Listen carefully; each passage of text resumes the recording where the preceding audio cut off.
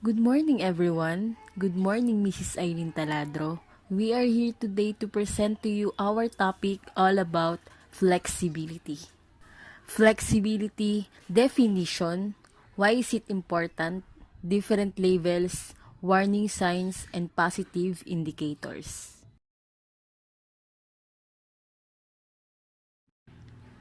Definition: flexibility is the ability to adapt and work with a variety of situations, individuals, and groups. It is about being able to think on your feet and not being disconcerted or stopped by the unexpected.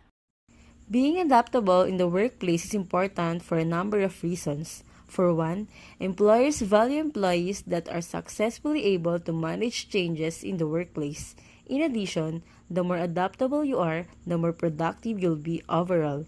This is important because being able to handle change with ease frees up the time you might have normally spent being stressed out when a new challenge presented itself. Being adaptable is also important because it showcases your ability to be resourceful, displays your leadership skills, determination, analytical skills, and more. These are all valuable qualities that an employer looks for in an employee. Why is it important? This behavior is necessary to respond to different and changing demands and work across a range of activities now and in the future. Flexibility in interrupting rules, procedures, and policy is required to deliver focused services tailored to local needs. Demonstrating this behavior must always be in line with the Council's values. So why is it important? Being flexible is important because we can't always predict when changes or situations are going to happen. When you're flexible, you're versatile, resilient, and responsive to change. You can adapt to unexpected demands in the workplace, sudden surges in work, urgent problems, or an unpredictable event such as cybersecurity breach or financial crash, for instance. Flexible people are highly prized by managers and businesses. They help to stabilize situations when crisis strikes. They keep objectives achievable and within reach. They often go the extra mile to support colleagues who are in need of advice or help. Flexibility also involves having an open team-centered attitude, also to retaining a strong sense of identity and purpose. Here are 7 ways that you can achieve this. 1. Focus on your core values. 2. Be open-minded. 3. Develop your skill set. 4. Be optimistic. 5. Stay calm. 6. Plan ahead. 7. Have a strong support network. Here are some examples of flexibility in the workplace. In addition, flexibility is not just talking about what you can do in the company, but also can do in your coworkers just to help them and provide extraordinary performance like you. Flexibility is one of the fundamentals to help company become tougher throughout the day. Good morning, everyone. I'm Jubiros Paliera and I will be reporting about competency level 1 and 2 of flexibility. Level 1 demonstrates willingness to change ideas or perceptions based on new information or contrary evidence. This means that you are ready to adjust or to shift ideas from new data or opposite statement. Example, may meeting for a certain product or something important, dapat ready and willing ka for adjustments kung may mabago man sa plan or sa process. Is open to new ideas and listens to other people's point of view. Dapat open ka rin magbigay or mag-share ng new ideas, as well as makinig ng new perspective from your colleagues. Level 2. Applies rules or procedures flexibly, depending on the individual situation, to accomplish tasks or activities more effectively. Based on my experience as a production operator, hourly ang output or ang quota ng team, so kailangan mabilisan talaga. Pero may mga times na nagkakaroon ng problema ang machine ko or sa ibang ka-work. Kaya what we do is we help each other. Sinasalo namin ang gawa ng isa't isa para ma-reach namin ang quota. Same goes sa ibang process ng production. Kapag may kulang or absent, pupunuan ng ibang ka-team. Kaya kailangan alam mo ang majority ng process. Responds effectively to changing circumstances. Remains focused when faced with competing demands. Makes reasonable adjustments to ensure maximum effectiveness and motivation of self and others. Ayan. Kadugtungan ng example ko, hindi maiiwasan ang conflict or iringan sa work. Samahan mo pa ng pressure from leaders and supervisors. Pero you have to remain calm and composed pa rin despite all of that. Minsan, kayo-kayo na lang rin ang gagawa ng adjustments and motivate yourself and others na makakaya nyo yan, matatapos yan, para at the end of the day, success ang process at ma-reach ang quota. And that is competency level 1 and 2 of flexibility. Thank you. Good morning, everyone. My name is Edna Sereno, and this is my report. Level 3. Adopt tactics and approach. Identifies a pragmatic approach in order to get the job done quickly and effectively. Uses an awareness of the bigger picture along with the common sense to interpret and implement the policy. Is comfortable with ambiguity. This will be a given a pragmatic approach in which how to get the job done effectively. We should implement a wider topic in that subject in which also is include the policies. And I will give five example adapt tactics.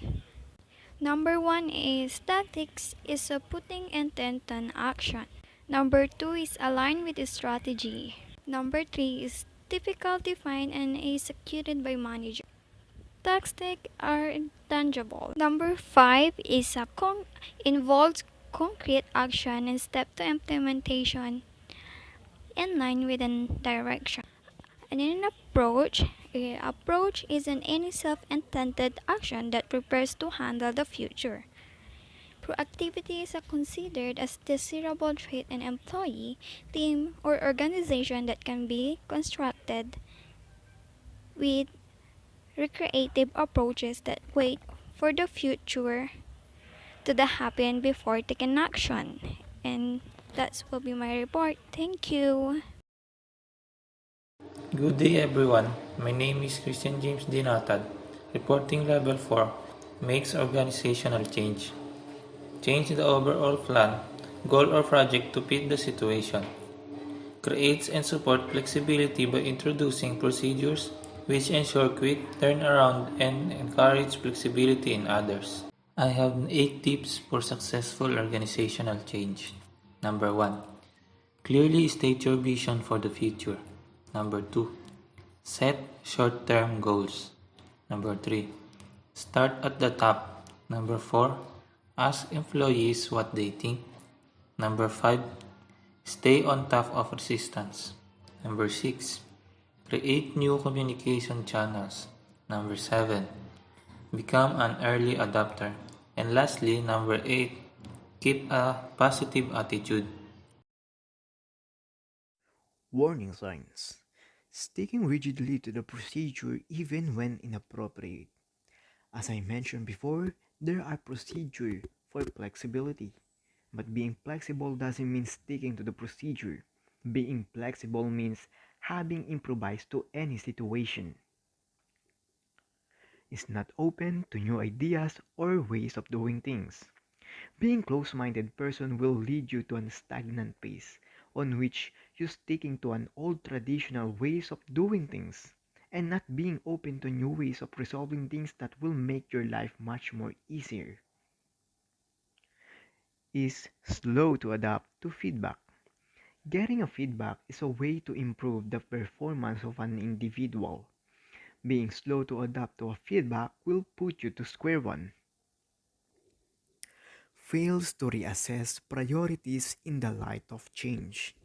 As I mentioned before in the procedure, you need to prioritize which is the most urgent task that need to be executed. Resist change without full consideration of what is proposed. Resisting change is a normal response, but resisting without consideration is a problem. It can have a huge impact on a current situation that can lead to a chaos. Display only superficial recognition of the need for flexibility in managing individuals with diverse skill, backgrounds, and needs. It means having a shallow understanding the needs for flexibility and rejecting individuals who are much more capable of handling the situation. Good day, everyone. I'm Renzi Belches, reporting positive indicators in flexibility. Here in flexibility, we have 6 positive indicators that we need to do. Number 1 is open to the benefit of change, embraces appropriate new ideas. People usually avoid changes and prefer to stay in their comfort zone. But I am truly believer that once you get the courage and take the first step to change, your life will become much better. New ideas are the lifeblood of any organization. They keep the organization fresh and interesting while appealing to people in new ways. Good leaders know that soliciting and listening to the opinions of employees can be a great way to gain honest insight and valuable new perspective. And always remember, communication is a two-way street. As a leaders, it's essential to nurture open lines of communication and dialogue, and actually listen to people's ideas at every level of the organization. Number 2, considers alternative approaches according to needs of situation or host culture. Try considering alternative ways to accomplish better results against different situations. Number 3, weight up costs and benefits impartially. Dividing costs equally and giving fair benefits afterwards are not just showing a potential bond in the team. It also defines your characteristic, moral, and ethics into the eyes of other people. Having a fair threatening discipline, you also shows and teach other people to be fair in one another. Number 4 is willing to investigate options in depth even when they are the ideas of others. An open mind is a valuable resource when you're interested in new possibilities and able to think creatively. You are more likely to stay energized in your role and keep your team or organization one step ahead of the competition. And sometimes the success of a project depends on more than just small tweaks or suggestions for new ways forward.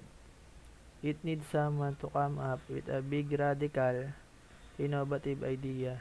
Number 5, thinks laterally and creatively to resolve problems. Seeing solutions to a certain problems are much effective using laterally and creatively thinking, which means you will just simplify tackles the problem by applying different but much easier technique instead of using the exact traditional yet complicated methods. Number 6 is not inappropriately rigid about procedures and policy. These positive indicators shows an attitude of person dealing with certain problems yet always open and aware on the given important procedures and policies and not taking all matters by themselves even if procedures and policies are being compromised. And that is the end of our report about flexibility. Thank you for listening.